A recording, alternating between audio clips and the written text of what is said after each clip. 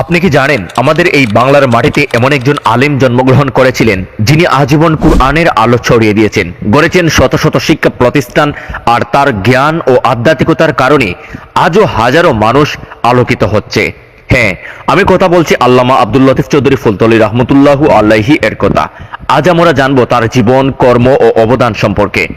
আল্লামা ফুলতলী রহমতুল্লাহু আলাইহি 1913 সালের প্রথম দিকে সিলেট জেলার জকিগঞ্জ উপজেলার ফুলতলী গ্রামে জন্মগ্রহণ করেন। তার পিতা ছিলেন আব্দুল মজিদ এবং তিনি ছিলেন শাহজালাল রহমতুল্লাহু আলাইহি এর সফর সঙ্গী 360 আউলিয়ার অন্যতম শাহ কামাল রহমতুল্লাহু আলাইহি এর বংশধর। ছোটবেলা থেকেই তিনি ইসলামী শিক্ষার গভীর মনোযোগ দেন এবং পরবর্তীতে হয়ে ওঠেন উপমহাদেশের একজন শ্রদ্ধেয় ইসলামী চিন্তাবিদ, তরিকতের মুর্শিদ এবং কুরআন শিক্ষার আলোকে পথ প্রদর্শক। 1946 সাল থেকে 1950 সাল পর্যন্ত তিনি বদরপুর আলিয়া মাদ্রাসায় শিক্ষকতা করেন। এরপর গাছবাড়ি জামিউল উলুম মাদ্রাসায় অধ্যক্ষ হিসেবে দায়িত্ব পালন করেন। পরবর্তীতে সতপুর কামিল মাদ্রাসা, ইসামতি ও বাদে দেউরাইল ফুলতলী আলিয়া মাদ্রাসায় হাদিস শাস্ত্রের শিক্ষক ছিলেন। শুধু শিক্ষকতা নয়, তিনি প্রতিষ্ঠা করেন দারুল কিরাত মজিদিয়া ফুলতলী ট্রাস্ট, যার মাধ্যমে সহি ও শুদ্ধভাবে কুরআন তিলাওয়াত শেখানো শুরু হয়ে দেশ জুড়ে এবং আন্তর্জাতিক অঙ্গনেও এর বিস্তার ঘটে।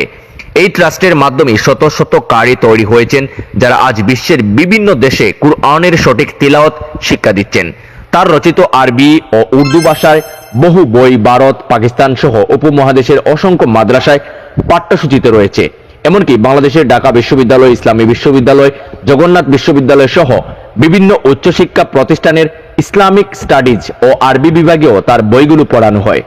তিনি কাদেরিয়া, চিশতিয়া, নকশবন্দিয়া, মুজাদ্দেদিয়া ও মোহাম্মদিয়া তরিকায় মুর্শিদ ছিলেন এবং এসব তরিকার প্রচার প্রসারে আজীবন কাজ করে গেছেন।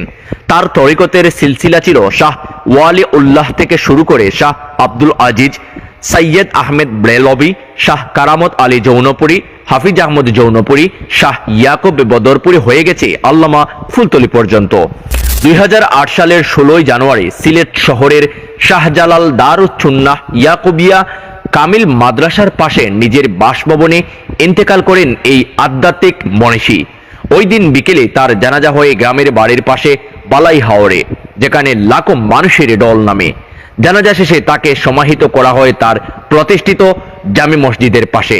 তার ইন্তেকালের পর তার বড় ছেলে মোহাম্মদ ইমাদউদ্দিন চৌধুরী ফুলতলী পিতার স্থলাভিষিক্ত হন। ইমাদউদ্দিন চৌধুরী নিজেও ছিলেন একজন শিক্ষক এবং পরবর্তীতেও পিতার দেখানুপথ অনুসরণ করে ইসলামী শিক্ষা ও তরিকতের খেদমতে নিজেকে নিয়োজিত করেন। আল্লামা ফুলতলী রহমতুল্লাহু আলাইহি শুধু একজন আলেম বা মুর্শিদ ছিলেন না, তিনি ছিলেন এক দূরদর্শী সংগঠক ও শিক্ষাবিদ। তিনি প্রতিষ্ঠা করেছেন এমন বহু প্রতিষ্ঠান ও সংগঠন যা আজও দেশ ও বিদেশে ইসলামী শিক্ষা, কুরআন তিলাওয়াত ও তরিকতের আলো ছড়িয়ে যাচ্ছে। তিনি প্রতিষ্ঠা করেন দারুল কিরাত মজিদিয়া ফুলতলী ট্রাস্ট, যার মাধ্যমে আজ প্রায় 2000 শাখায় বিশ্বের নানা প্রান্তে মানুষ সহি কুরআন তিলাওয়াত শিখছে।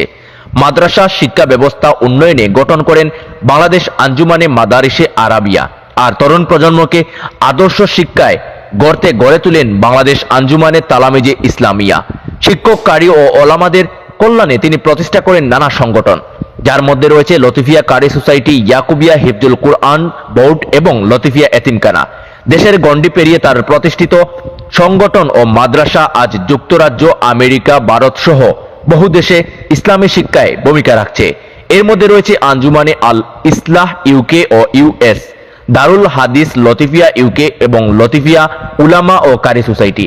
এক কথায় বলা যায়, আল্লামা ফুলতলী রহমতুল্লাহু আলাইহি ইসলামী শিক্ষা ও আধ্যাত্মিকতায় যে ভিত্তি রেখে গেছেন তা আজও প্রতিষ্ঠান আর মানুষের মাঝে জীবন্ত হয়ে আছে।